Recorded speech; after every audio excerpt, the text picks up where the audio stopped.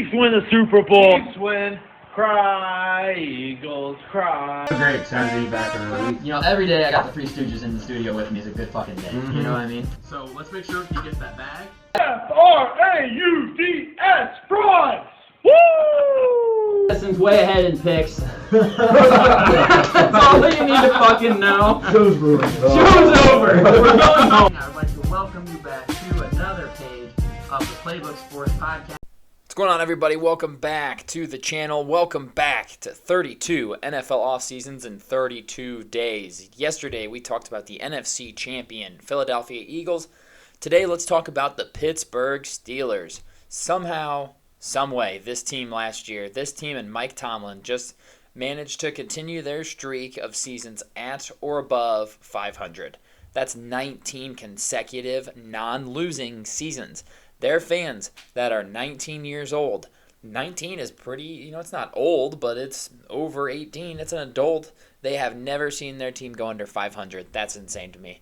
That just speaks to the coaching over there, that in a season when they're starting a rookie quarterback in Kenny Pickett for most of the year and begin the season with a record of 3-7, to end up going 9-8 is super impressive. And honestly, at the end of the day, they were a Dolphins loss away from sneaking into the playoffs. That's super impressive. They are in a stacked division with two teams that also made the playoffs last year that also improved, and a Cleveland team that we just can't talk about enough on here, man. We love that roster, don't we, AO? They look very, very good on paper, and they should also be improved from last year going into this year. So has Pittsburgh done enough this offseason to close the gap with Cincinnati and Baltimore and fend off Cleveland? Let's talk about it. Key additions this offseason. The Steelers' offensive line has struggled in recent years. They are the group that seems to have been holding the team back at times, and I like what they did with it. They added Isaac Seumalo, the offensive guard that we talked about yesterday. Great addition to the offensive line. I think he's going to be a leader on that O-line straight away. Day one starter. Big fan of the addition of Cole Holcomb at linebacker. Only a year removed from a 142 tackle season for Washington. That's impressive. He was hurt last year, so he's coming off of an injury. But I like that addition, especially when we talk about the losses when we get to that point. I like the addition of Keanu Neal. Somehow this guy is still only 27 years old. I feel like he's been in the league for how long? It seems like forever ago that he was a first-round pick, and he's only 27 years old. He's still right in his prime. I think he'll fill in nicely for a departed safety of theirs as well. And then I do like the addition of Patrick Peterson at corner. No, this is not the Patrick Peterson that was a lockdown number one corner anymore, but I still think he's got some juice in those legs, guys. He made some big plays for the Vikings last year, so interested to see him in the Steelers' defense. And then they also added Allen Robinson. I don't really have any feelings about that move. I think that at best he is their number 3 wide receiver behind Deontay Johnson and George Pickens, but that's at best. He's their number 3. He's really fallen off and injured last year. So key losses for the Steelers. Losing Cameron Sutton at corner does hurt. Only 28 years old, and it leads them to having to rely on Patrick Peterson, who is 32 years old at the end of the day. 32-year-old Patrick Peterson to be their leader at corner. Yes, they've added other corners that we'll talk about as the episode goes on here, but Patrick Peterson is expected to be leaned on as their number 1 corner for a period of time at least, so that's kind of tough. They also lost both of their interior linebackers, and with Devin Bush, who just signed with Seattle, who was very young, former first-round pick of theirs, and Miles Jack, who is technically a free agent right now, so he could still come back, but assuming he doesn't, since they haven't re-signed him as of this date, June 1st. Happy June, by the way.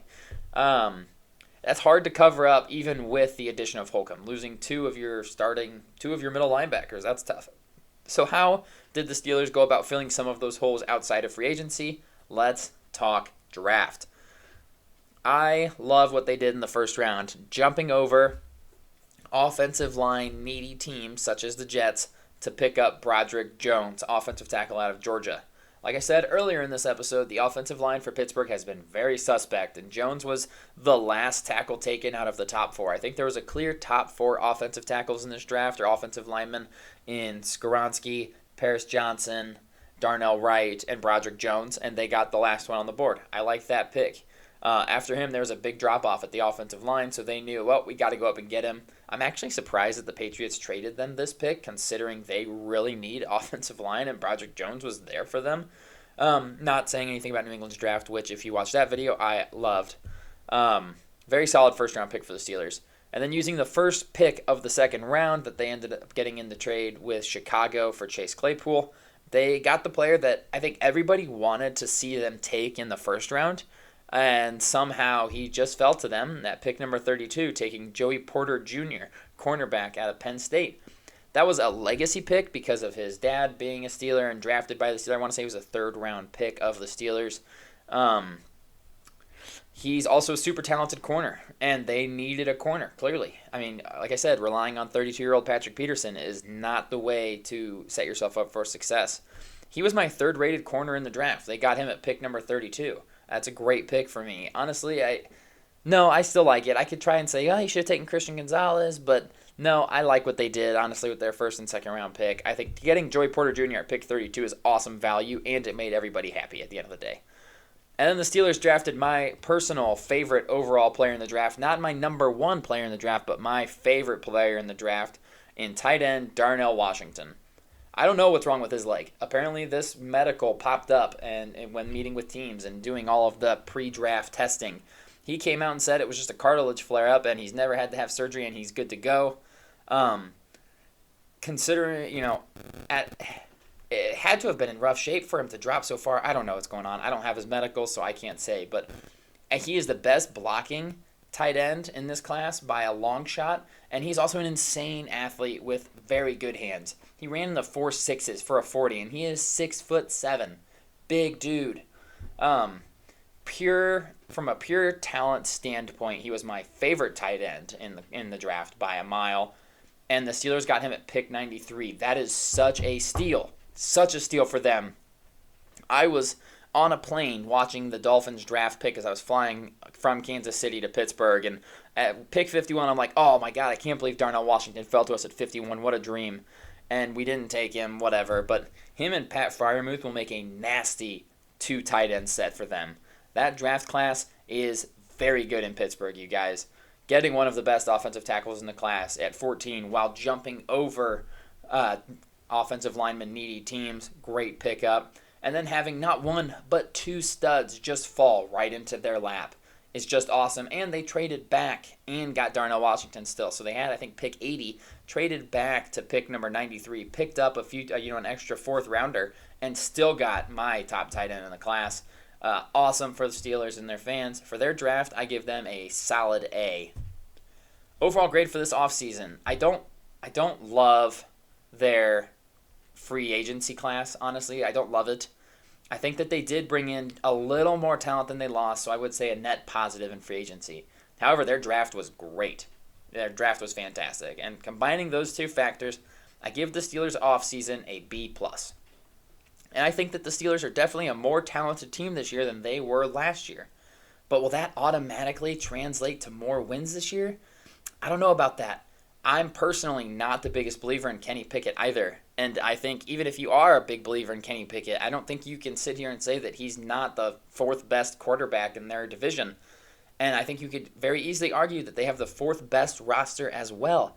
I do think that Mike Tomlin is something special as a head coach, and he would get a first-round pick much like Sean Payton did. If you needed a coach and you had an extra first-round pick laying around, you should bring in Mike Tomlin if you can. But I would have said both these things about them last year.